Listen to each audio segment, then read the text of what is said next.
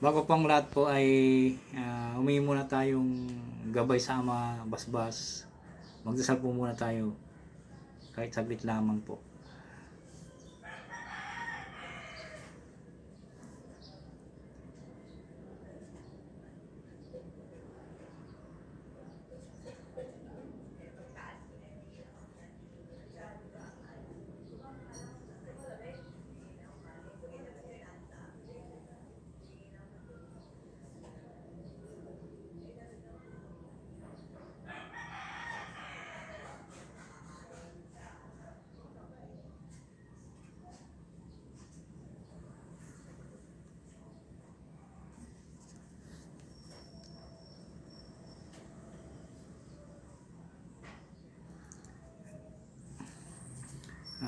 Pagpalang umaga po sa inyong lahat.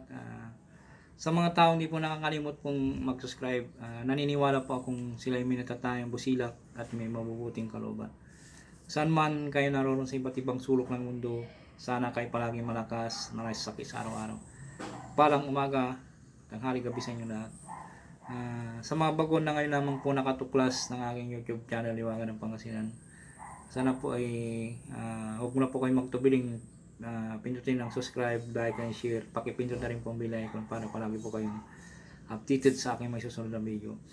Ang ituturo ko po sa inyo ngayon po, una sa lahat po ay huwag niyong kalimutan po yung pangkonsagra na pinagkaloob ko po sa inyo na pangkonsagra. Pag nagkukonsagra po kayo ay unahan nyo muna sa ihip po sa dibdib o sa tubig inumin bago nyo po isunod po yung mga orasyon po. Narito po yung pangkonsagra po na po. Yung hoc is in eum corpus meum, hic is in eum calix sanguinis mei, nobis aeterni testamenti, mysterium fidei qui probobis et pro mortis ipuditor in remissionem peccatorum Jesus homo salvador. Yan po. Sana po pakaingatan po at gamitin nyo kahit na ano pong usalin nyo pong mga orasyon po ay gamitin po nyo lamang. Unahan nyo po kung sa tubig gagamitin po nyo sa panggamot po ay ibulong nyo sa isang basong tubig at isunod nyo po yung gagamitin nyo pong orasyon. Halimbawa po kung masakit ang tiyan o sa lalamunan po, ipan nyo po tubig ng hoc is in eum corpus meum, hic is in eum calix sanguinis mei, nobi aeterni testamenti, mysterium fidei qui probobis et pro mortis ipuditor remissionem peccatorum Jesus Salvador. Sunod nyo po yung orasyon nyo pong gagamitin po na panggamot po. Kahit dapat po palagi nyo pong isaulo po yung hoc is in eum pangkonsagra po sa lahat ng bagay at nagpapandar po yan. Kaya huwag nyo kalimutan po. At isishare ko po sa inyo yung pangbasbas, pangkalatang pangbasbas sa libreta na yung sinulatan. Pwede rin po sa medalyon, basbasan po. Sana po ay ingatan nyo lamang po yung pagkakaroon ko po sa inyong pambasbas po.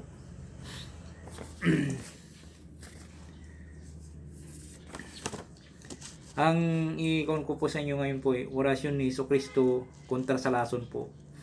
Bago umalis ng bahay, magdasal ng isang ama namin, isunod po yung orasyon po. Subire mujim modestis igosum. Tatlong beses po sa akin po. Asosihin po nyo ng sa pangalan ni Jesucristo, taga Nazaret po. Usanin sa isipan naman po ipos sa tubig o pagkain. Siguradong mawawala po ang bisa ng lason po.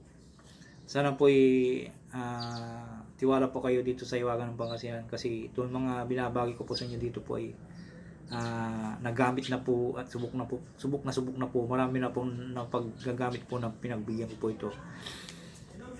At sana po ay pakaingatan po, wag nyo pong ipagyabang at panataling magpakumbaba sa isa't isa, magtulungan, magbigay, magmahalan. At ang hinihiling ko po lamang po sa inyo ay kung nagsusulat po kayo sa libreta po ay isulat nyo lamang po at pati yung mga pamamaraan po para pag oras nyo pong gagamitin po ay alam nyo po kaagad po yung gagamitin po ninyo. Hindi na po kayo kakapa-kapa o kan po. Kaya pakinggan nyo lahat po yung mga pamamaraan po na aking at isa ulo po lamang po ang mga orasyon po. Dapat po dito kung nag-uusal po kayo ng mga orasyon po ay nasa isipan lamang po na hindi po nakabuka ang bibig. Kasi kung inuusal nyo po na malakas po, baka may madaanan po kayong mga espiritu po dyan na makakukon po sila, baka balikan po kayo. Kaya dapat po ang mga binabagi ko po ay usanin nyo lamang po sa isipan o pabulong na hindi po naririnig po ng mga katabi nyo po. At ang isa pong pinamimilin ko po sa inyo pag manggagamot na po kayo ay kung manggagamot na po kayo sa isang bahay po, kung marami pong maingay po, pahinto nyo muna para yung gagamitin nyo pong orasyon po, pag tahimik po yung lugar po ay kakapit po agad sa inyong gagamutin po. Yan lamang po. Narito po ang orasyon po orasyon ni Jesucristo kontra lason po. Ano po.